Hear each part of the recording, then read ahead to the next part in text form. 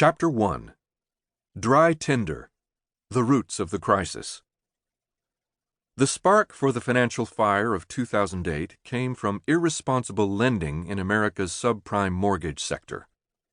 But the turmoil in that chaotic, though relatively small corner of the credit markets could not have created a global inferno if dry tinder hadn't accumulated throughout the entire financial system. The subprime meltdown was the immediate cause of the crisis, but there were deeper underlying causes that made a fragile system vulnerable to disaster.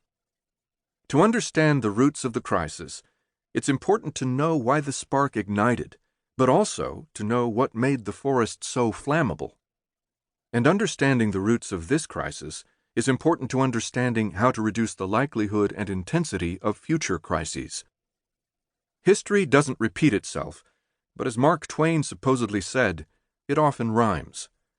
This crisis followed the pattern of epic crises of the past, mania followed by panic followed by crash, in the formulation of the economic historian Charles Kindleberger, with modern twists that made the panic even more difficult to anticipate and contain.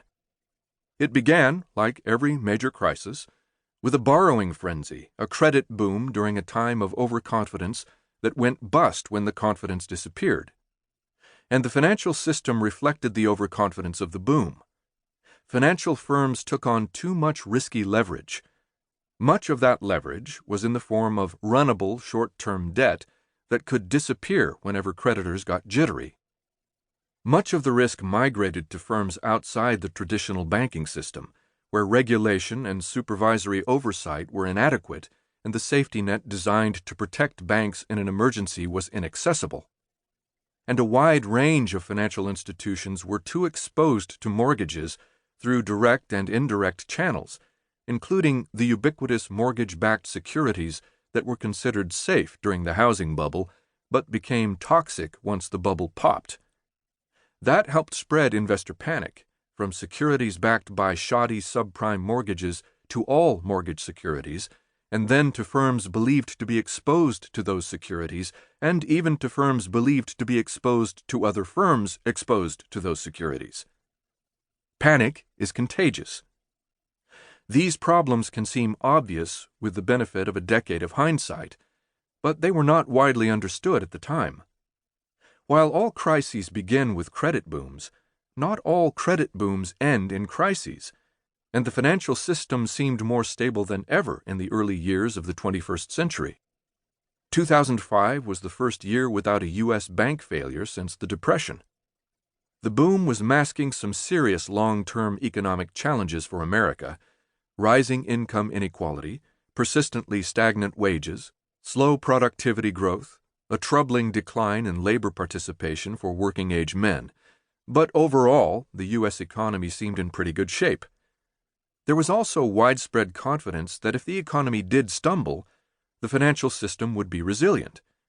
It had, after all, weathered a series of modest recessions and other tests reasonably well in the previous decades, and banks seemed to have plenty of capital to absorb losses in case of a downturn.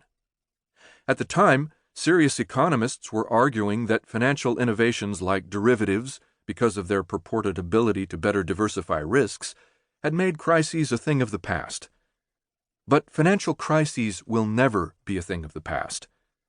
Long periods of stability can create overconfidence that breeds instability, as the economist Hyman Minsky famously observed.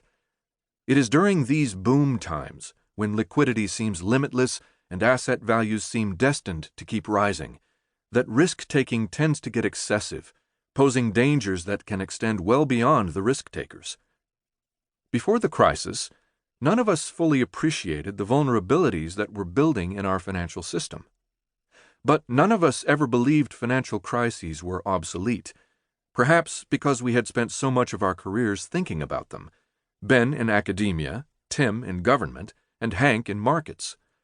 As a Princeton University economics professor, Ben had been a scholar of the Great Depression, the leading historical example of financial instability sinking the economy.